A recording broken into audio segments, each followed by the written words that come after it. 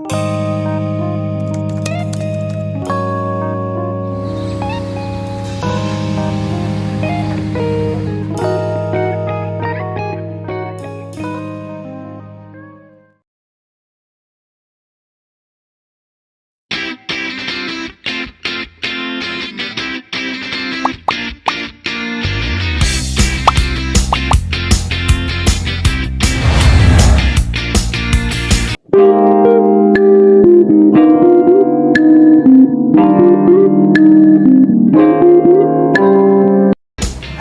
warahmatullahi wabarakatuh.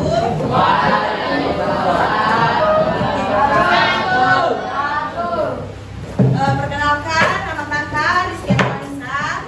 Kakak dari salah satu mahasiswi dari pimpinan dan konseling.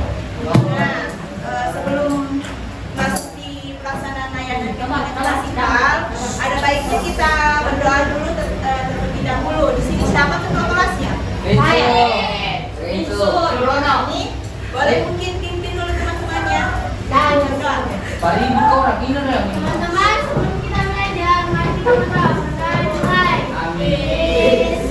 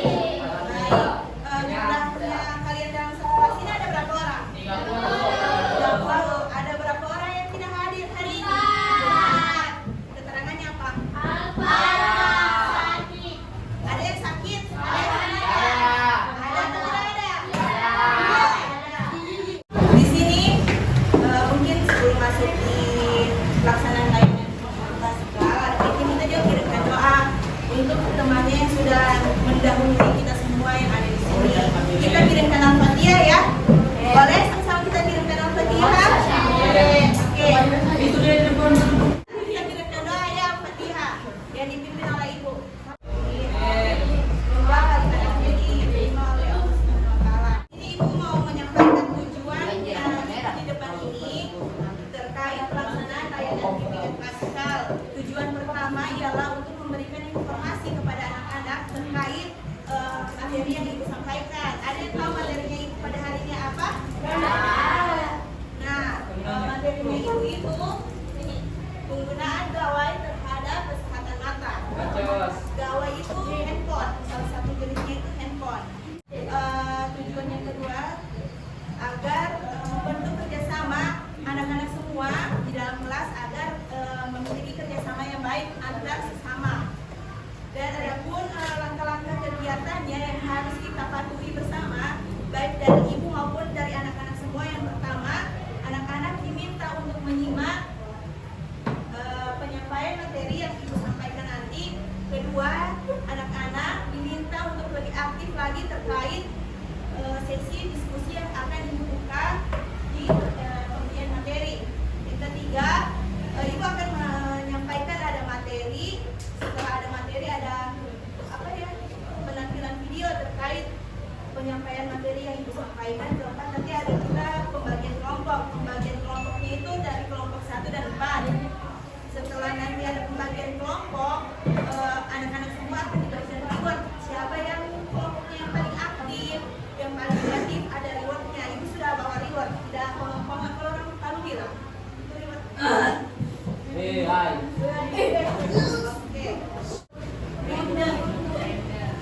Baik. Nah, Ibu mau menanyakan sebelumnya masuk di tahap inti dari pelaksanaan layanan bimbingan klasikal. Sebelumnya dari guru BK ataupun dari kakak-kakak mahasiswi ada yang menyampaikan terkait bimbingan klasikal? Ada yang berikan sudah? Ada. Baik. Di sini Ibu akan menyampaikan sedikit tentang apa itu bimbingan klasikal. klasikal adalah salah satu pelayanan dasar bimbingan yang dirancang oleh guru BK atau konselor untuk melakukan kontak langsung dengan peserta didik, berarti dengan kalian semua di kelas secara terjadwal. Guru BK memberikan pelayanan bimbingan ini kepada peserta didik, berarti tujuannya kalian semua. Ibu bilang oke, kalian bilang begini, oke Ibu, oke? Bisa? Ya. Coba bilang dulu oke. Oke Ibu.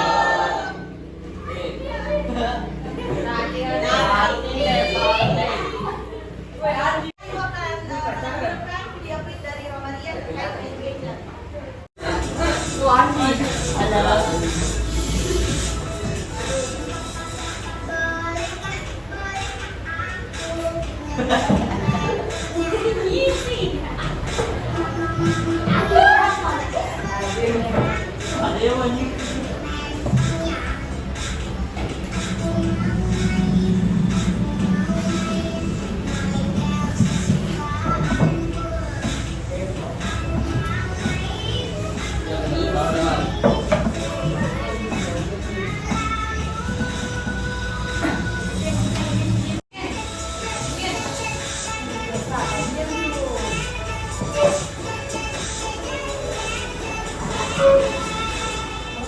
Siapa yang tahu apa itu gawai?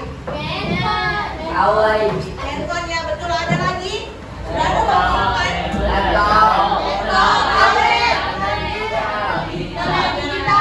Itu salah satu perangkat ada jenis. Yang pertama ada handphone, kedua laptop, yang ketiga tablet, dan keempat ada kamera digital. Faktor risiko penggunaan gawai. Ada dua faktor. Yang pertama ada durasi penggunaan gawai, dan kedua ada posisi penggunaan kepada anak-anak semua. Waktu atau durasi paling lama kalian menggunakan gawai berapa jam? Satu jam. Satu hari. Satu hari ada berapa jam? 2 hari. 24 jam. Ya betul, itu satu hari ada 24 jam. Jadi kalian menggunakan gawai dalam satu hari ada berapa jam? 24 jam. 10 jam. 10 jam, tulis 10 jam. Kalau ini berapa jam? Kalau ini seharusnya penggunaan gawai yang sehat itu per hari, itu 1 sampai 2 jam per hari. Alasannya handphone memiliki gelombang elektronik. Walaupun gelombang ini aman, namun jika penggunaannya terus-terusan, maka sinar radiasi yang dipancarkan HP akan membahayakan tubuh, terutama membahayakan mata. Kemungkinan efek yang ditimbulkan adalah yang pertama, resiko terkena blepharitis. Yang kedua, mata menjadi kering, terkena blurry vision. Yang ketiga, kerusakan pada retina. Dan yang terakhir, memicunya terjadinya katarak. Nah, penggunaan gawai dengan durasi lama mengakibatkan mata akan cepat menurunkan kemampuan melihat jauh. Nah, ibu di sini lagi mau menanyakan, setelah kalian menggunakan handphone ada yang 10 jam, kira-kira penglihatan matanya bagaimana? Yang tadi 10 jam bagaimana penglihatan? Biasa saja, tapi dilakukan baru ulang kali. Nah, kalau posisinya kalian menggunakan HP itu bagaimana? Yang ini atau yang ini? Ini kalau tidur. Ini artinya apa? Kira-kira penggunaan posisi gawainya kalian benar atau tidak? Nah, di sini kita posisi saat berbaring adalah posisi salah. Penggunaan gawai dengan posisi tidak benar mengalami penurunan ketajaman penglihatan sebesar 58,3%. Dan posisi bermain saat duduk ini posisi benar. Akan tetapi dia harus jarak handphonenya itu dari mata ada sekitar 1 meter barangkali ini, agar tidak radiasinya itu tidak langsung terkena ke paparan radiasi mata. Alasannya penggunaan gawai dengan posisi benar mengalami penurunan ketajaman penglihatan sebesar 41,7%. Nah, ya nanti di sini ada penampilan mengenai Ini salah, tidak boleh dicontoh. Ada tibu. Yang ketiga, jendela main tabel. Ibu sendiri. Aisyah sering begini ada ikan. Tiap hari. Betul lah. Betul saja. Wah, sama gini deh saya. Salah gitu dia tak. Baik. Pun.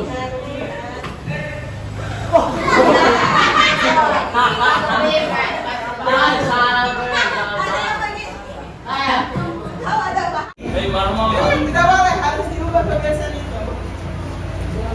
Ini lama. Oh begini boy. Oh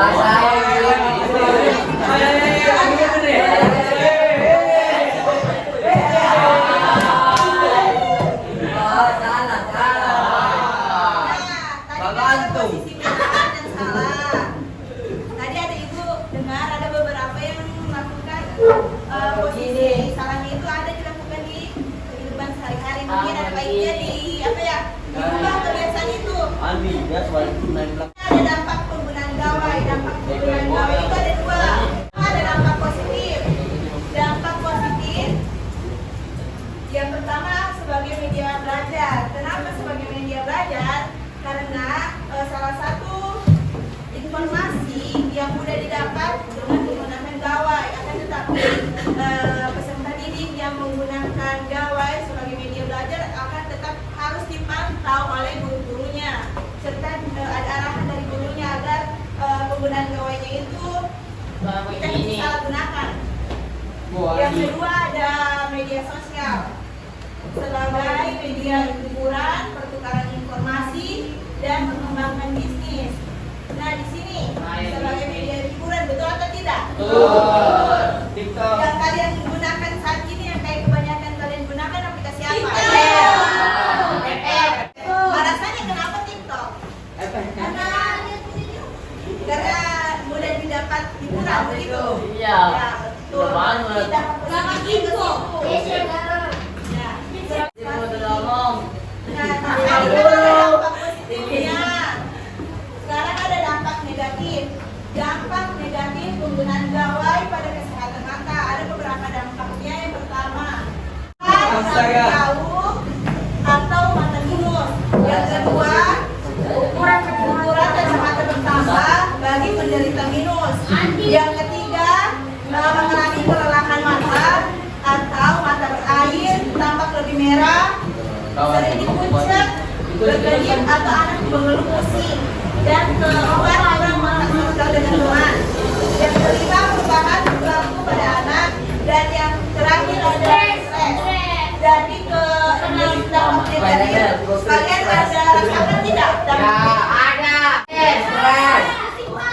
Stres apa? Orang stres. Stres dan pusing kepala. Negatif. Stres pusing saya stres. Ini mah. Stres dan pusing kepala.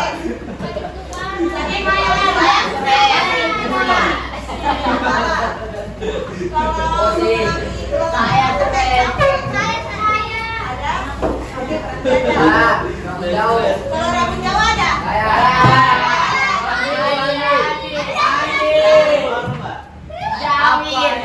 Memang koko main apa?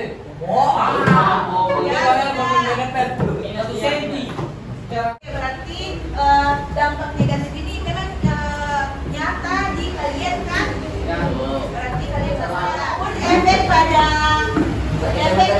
mata, anak-anak semua perhatiannya di zaman modern seperti sekarang orang bisa selama lebih dari 8 jam.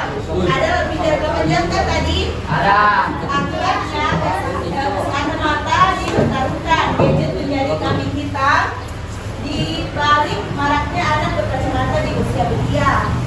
Dan faktanya 50-90% penggunaan gadget mengalami kelelahan mata atau dikenal dengan istilah komputer vision syndrome. Fakta kedua adalah anak rentan mengalami miopi atau mata minus karena hobi bermain gadget. Nah, ada pun gejala-gejalanya, ada 6 gejala. Gejala pertama, mata iritasi merah, Yang kedua, susah fokus. Yang ketiga, mata kering atau mata terus berair. Yang keempat, peringatan kabur. Kelima, sensitif terhadap cahaya. Dan keenam, sakit leher, pundak, dan punggung. Yang mana? Kalau makanya biasa penggunaan gawainya berapa jam nih, Mak? Jasa. Berapa jam? Berapa? Satu hari. Satu hari. Wow. Wow banget. Oke, lanjut. Dan ada pun cara penanganannya. Penanganan pertama, letakkan gadget dengan jarak 50 sampai 60 dari mata. Yang kedua, cobalah berkedip setiap 3 sampai 4 detik selama 2 menit. Kita balik Cobalah berkedip setiap 3 sampai 4 detik selama 2 menit. Dan ada pun cara penanganannya. Penanganan pertama, letakkan gadget dengan jarak 50 sampai 60 dari mata. Yang kedua, cobalah berkedip setiap 3 sampai 4 detik selama 2 menit. Kita balik Cobalah berkedip setiap 3 sampai 4 detik selama 2 menit. Yang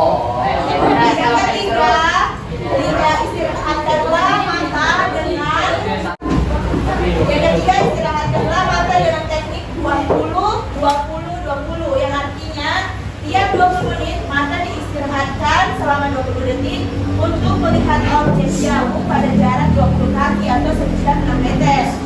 Yang keempat, untuk membuat mata santai, tutup kedua mata dengan tangan. Dan kelima, pijat permukaan kelopak mata dengan lembut dan gerakan meningkat. Dari penanganan yang Ibu sampaikan, ada yang sudah melakukan di kehidupan sehari-hari tidak? Ada. Setelah ini bagaimana? Oh, berarti dipijat matanya. Saya Tidak permukaan kelopak mata. Kalau yang adit apa? Pijat. Enak tidak? Setelah melakukan Lain pengenaan gawai yang merusak matanya. Ini sudah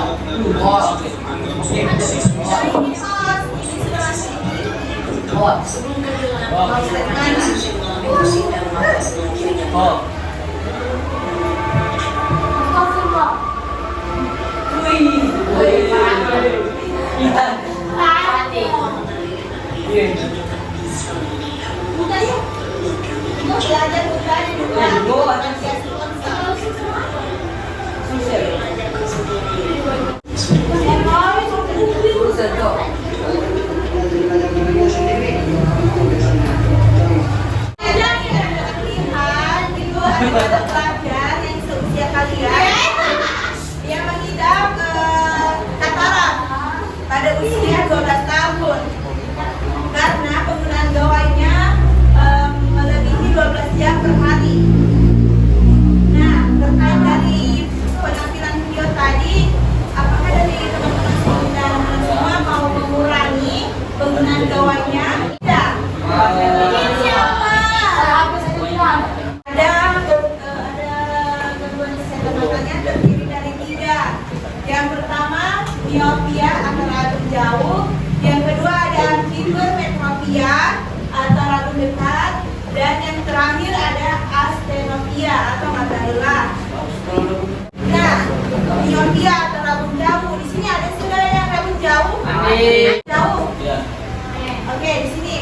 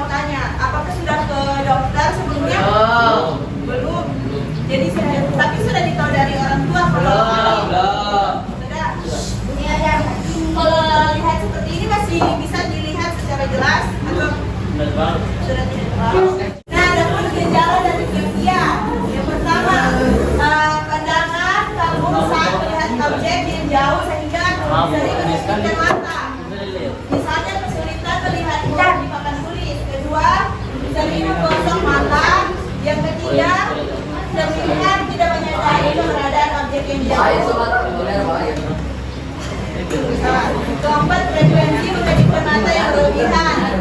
Yang kelima, sakit kepala atau mata lelah karena mata bekerja secara berlebihan. Di sini ada penanganan terkait jarak jauh. Yang pertama, penggunaan kacamata. Kacamata adalah salah satu cara termudah dan teraman untuk mengkoreksi mata minus. Pada kacamata untuk minus yang berat, pandangan pada bagian tepi bisa terjadi distorsi atau penglihatan. Yang kedua, lensa kontak. Lensa kontak adalah lensa yang lebih kecil yang dimaksudkan untuk dipakai langsung pada mata. Lensa kontak ini mengacu pada permukaan kornea. Apabila Anda memiliki kornea lensa kontak, menjaga kebersihan lensa kontak sangatlah penting agar dapat terhindar dari infeksi mata. Lensa kontak juga sebaiknya dilepas pada saat Anda hendak tidur. Penanganan yang ketiga, ada operasi dengan sinar laser. Operasi dengan sinar laser juga merupakan alternatif mengatasi lambung jauh. 90% pasien yang menjalani operasi merasakan perubahannya signifikan.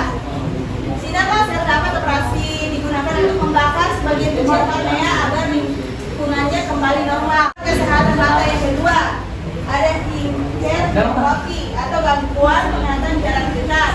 Jarak dekat atau hipermetropi adalah gangguan penglihatan jarak dekat pada penderita hipermetropi. Objek yang jauh terlihat jelas dan objek yang dekat justru terlihat tidak jelas atau kurang. Dan yang terakhir ada mata lelah. Ya, mata lelah itu penyebabnya membaca lama tanpa jeda. Yang kedua, lama menatap layar gadget. Yang ketiga, berkendara jauh. Cara mengatasinya itu sama seperti cara penanganan sebelumnya. Ibu akan bagi kelompok, dimulai dari yang di belakang, Andis. 1, 2, 3, 4. Yang sudah pembagian kelompok, ayo berebut sama kelompoknya dulu.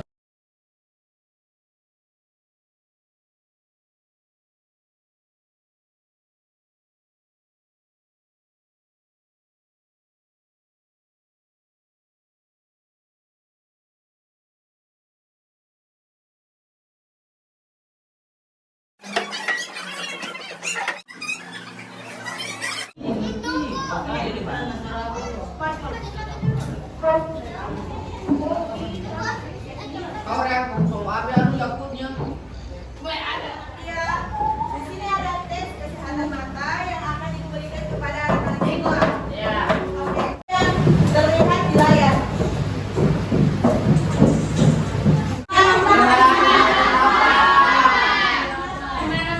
Dimana kapan? 3, 2, 2.